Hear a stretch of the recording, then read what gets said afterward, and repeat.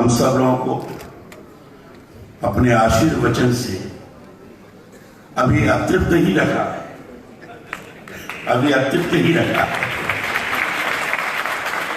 इच्छा तो ऐसी हो रही थी कि जितना बोले सुनते जाएं हम लोग। ऐसे महामंडलेश्वर, महान विद्वान और तपस्वी स्वामी कैलाशानंद जी महाराज, मंच पर विराजित श्री सुरेश मिश्र जी, यहाँ के सांसद आदरणीय रामचंद्र बोरा जी, राज्यसभा के सांसद और मेरे अत्यधिक प्रिय हमारे मित्र भी आदरणीय अशोक वाजपेयी जी, हमारे सामने बैठे हुए श्रद्धेय गोपाल दास जी, हमारे महामंडलेश्वर जी, श्रद्धेय केदार शर्मा जी और सभी हमारे विद्वान जन, सबको मैं प्रणाम करता हूँ। हमारे कुलकर्णी जी आए हैं, गोविंद कुलकर्णी जी, जिनको सम्मानित किया गया। बड़े ही, मैं अगर कहूँ तो अतिशयोक्ति नहीं होगी, ब्राह्मण के लिए, ब्राह्मण समाज की बढ़ोतरी के लिए और उसके माध्यम से पूरे देश की जनता के प्रति पूर्ण समर्पण की भावना से काम करते हैं, ऐसे हमारे कुलकर्णी जी हैं। चतुर्वेदी जी, अरुण जी और यहाँ आए हुए सभी हमारे नारायण जी विधायक हैं, यहाँ के आए हुए सभी हमारे सम्मानित विद्वज्जन, सभी हमारे साथी बहनों, पत्रकार मित्रों, छायाकार बंधुओं, मुझे आदरणीय सुरेश जी ने कहा कि राज्यपाल के नाते आप हमारे इस ब्राह्मण महासभा के सम्मेलन में आ सकते हैं कि नहीं आ सकते। मैंने कहा पूरे समाज का सम्मेलन है,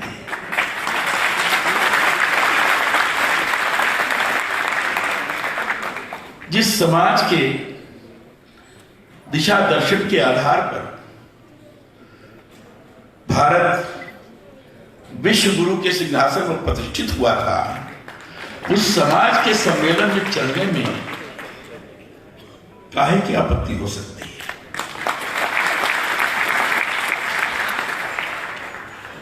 ब्राह्मण ब्रह्म में रमता है, ब्रह्म से अर्थ में व्यापकता से मानता है।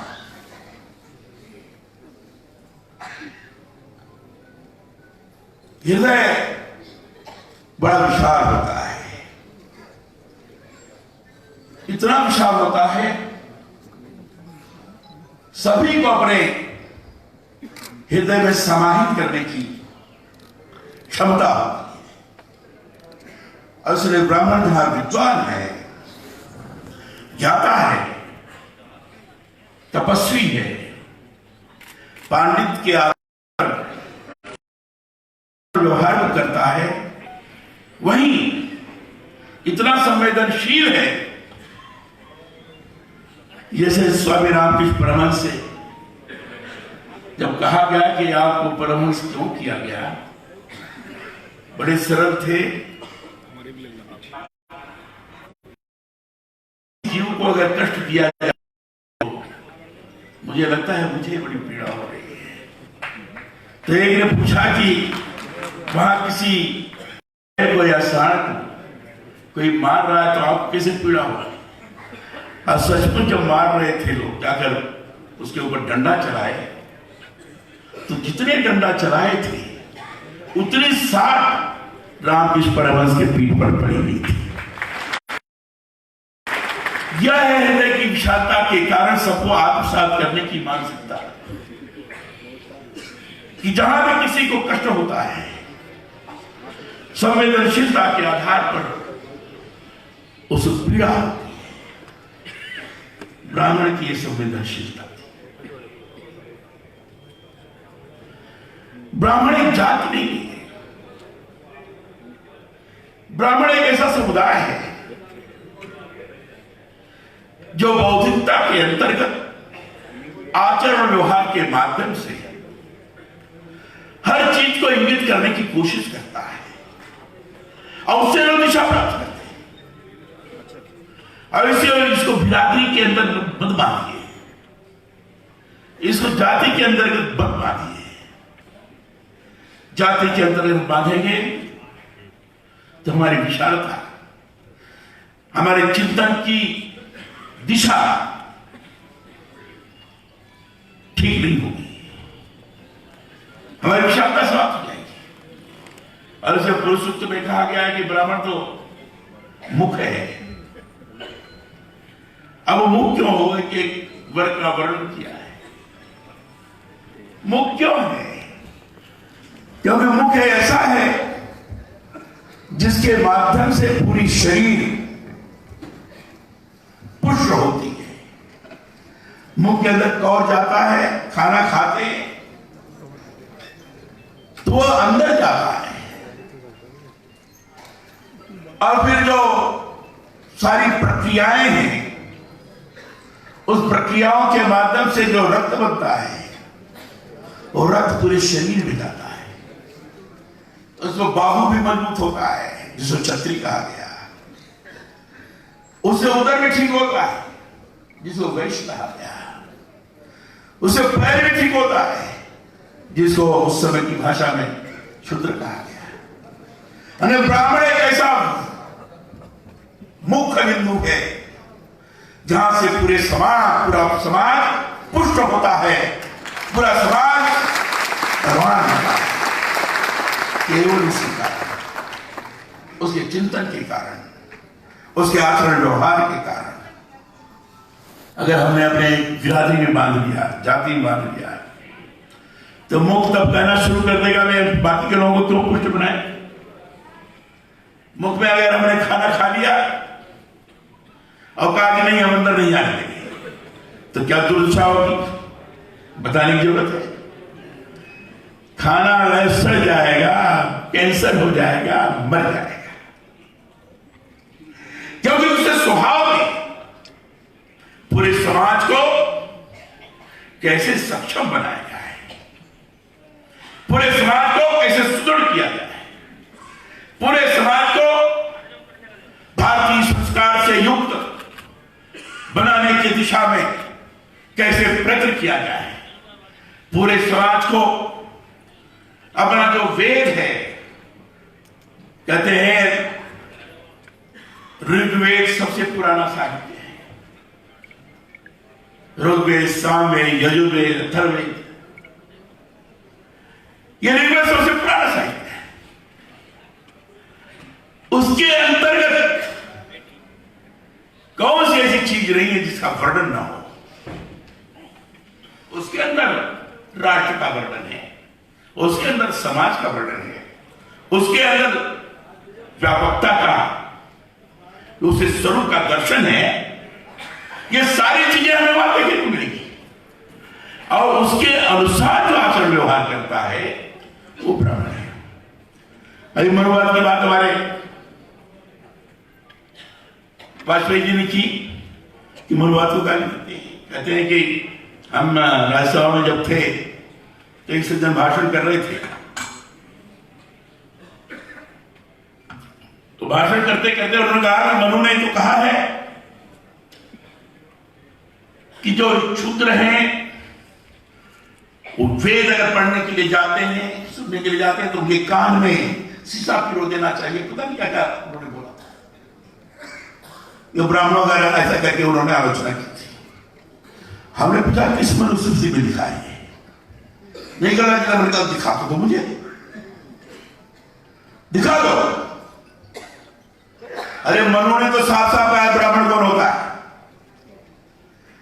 ब्राह्मण अगर निम्न स्तरीय व्यवहार करता है, ब्राह्मण का अगर आचरण क्षुद्र जैसा होता है, नीच होता है, क्षुद्र माने जाति नहीं, ब्राह्मण अगर व्यवहार करता है समाज को विकृत करने का, ब्राह्मण अगर नशाखोरी करता है, दुष्चरित्र होता है, तो ब्राह्मण नहीं, वो तो उसको जितना क्षुद्र से क्षुद्र नाम दिया जा सकता है वह होता है, वो ब्राह्मण नहीं कहा जाता।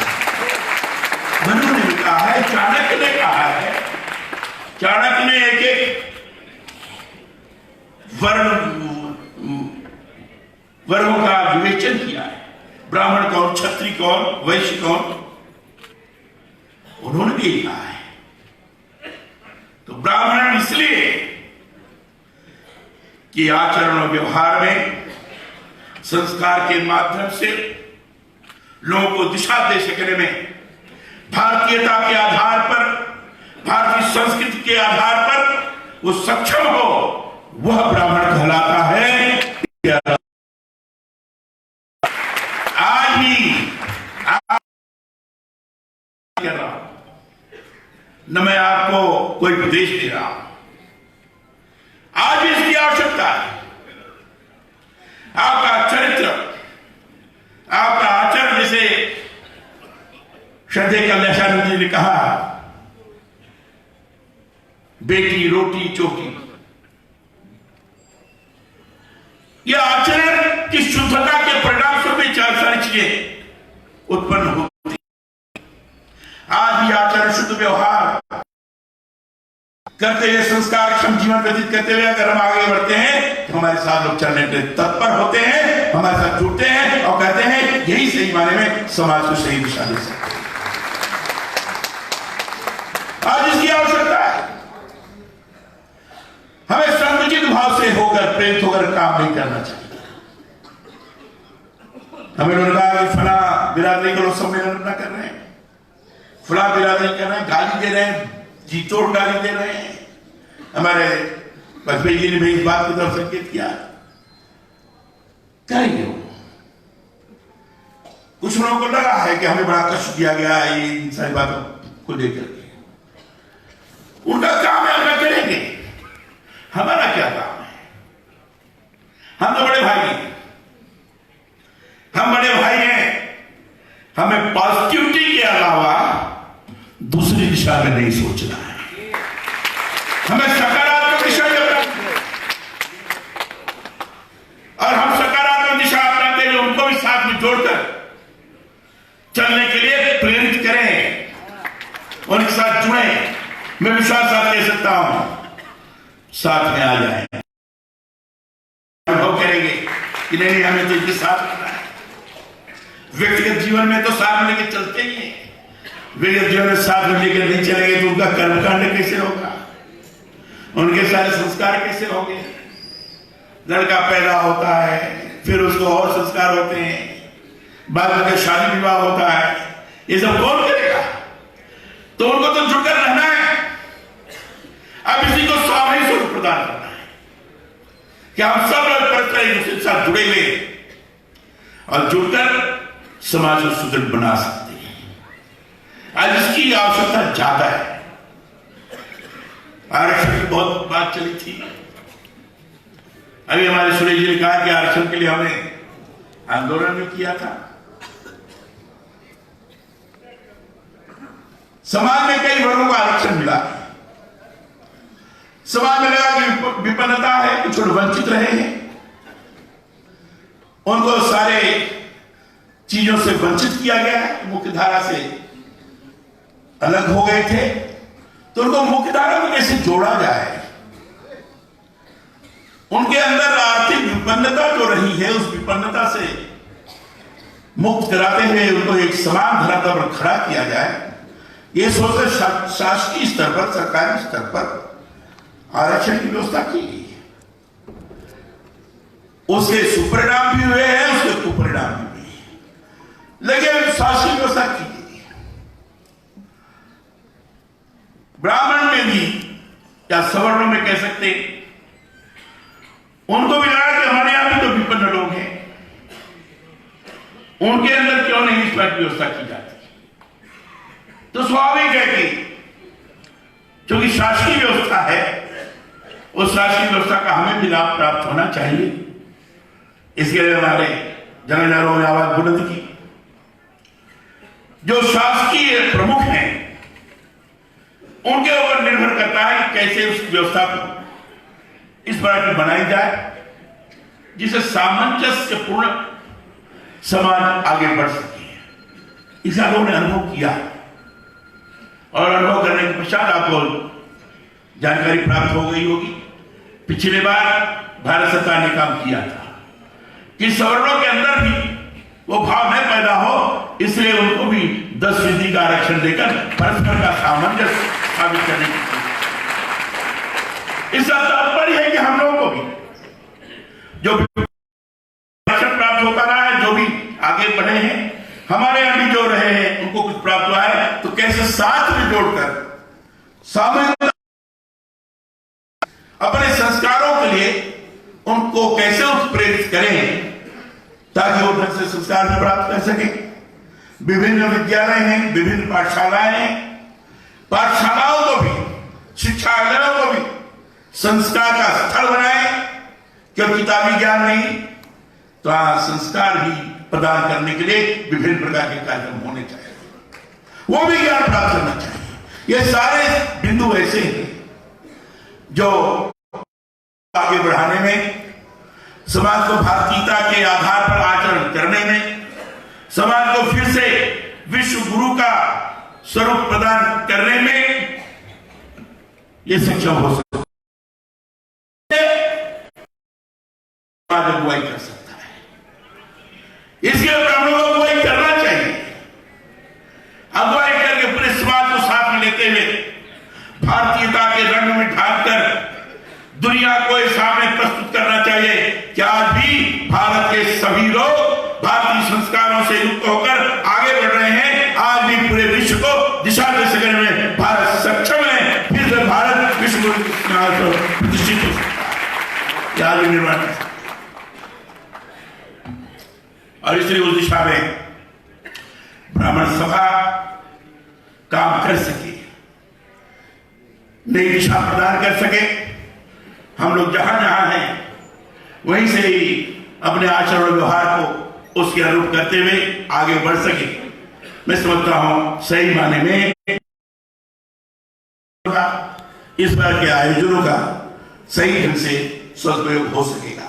अभी आदरणीय श्री स्वामी जी ने और हमारे जो संस्कृत के प्रोफेसर हैं, इन्होंने दुर्गा सप्तशती का जो बड़ा व्यापक तौर पर किया है। मैं समझता हूं दुर्गा सप्तशती ही इतनी सक्षम है, अगर उसको ढंग से अध्ययन करते ही लोग, बताने की आवश्यकता नहीं है। अगर दुर्गा सप्तशती का ही अध्ययन हम करें, उसमें भी ये सारी चीजें प्राप्त हो जाती है, उसमें व्यापकता का अनुभव होता है। उसमें जो स्तुति की गई है देवी की स्तुति से ही लगता है कि पूरा जगत, पूरा विश्व उसके अंदर समाहित है। एक एक स्तुति, एक एक चित्रण मानो नकारात्मकता के खिलाफ संघर्ष है, सकारात्मकता आगे बढ़ रही है, देवी आगे बढ़ रही है, नकारात्मक रूपी राक्षस का विनाश कर रही है। यह स्वरूप उसके अंदर हमें दिखाई पड़ता है।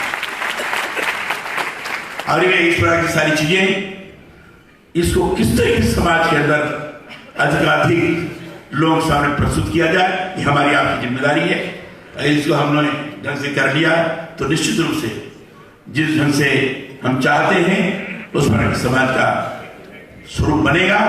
मैंने आपके बीच में संविधान की उद्देशिका, प्रियम्बल जिसको कहते हैं, और मौलिक कर्तव्य, इसको पढ़ा है। अगर क्यों इसी को आप देख ले, एक वाक्य देख ले, तो इसको देखने के पश्चात लगता है कि हमारा संस्कार कैसा होना चाहिए, हमारा आचरण कैसा होना चाहिए। इसको करते हुए हम जाएंगे तो आज जो सारी चीजें दिख रही है, एक तरफ लोग कह रहे हैं कि हम तो संविधान बचा रहे हैं और दूसरी तरफ हिंसा हो रही है। ये मूल कर्तव्य के विपरीत कार्य हो रहा है। अधिकार और मूल कर्तव्य दोनों का जो सामंजस्य बैठना चाहिए वो सामंजस्य नहीं बैठ रहा है। इसको भी बैठाने की जिम्मेदारी हम सब लोगों की है। आज की परिस्थिति की गंभीरता को समझते हुए उसके अनुसार हमें आचरण व्यवहार करते हुए आगे बढ़ना है, दिशा प्रदान करना है, लोगों को प्रेरित करना है और सामूहिक शक्ति को जागृत करते हुए सकारात्मक दिशा में चलकर देश को आगे बढ़ाने में अपनी भूमिका का निर्वहन करना है। इतनी बात कहकर आप सब लोगों को प्रणाम करते हुए अपनी बात समाप्त करता हूँ। बहुत बहुत धन्यवाद।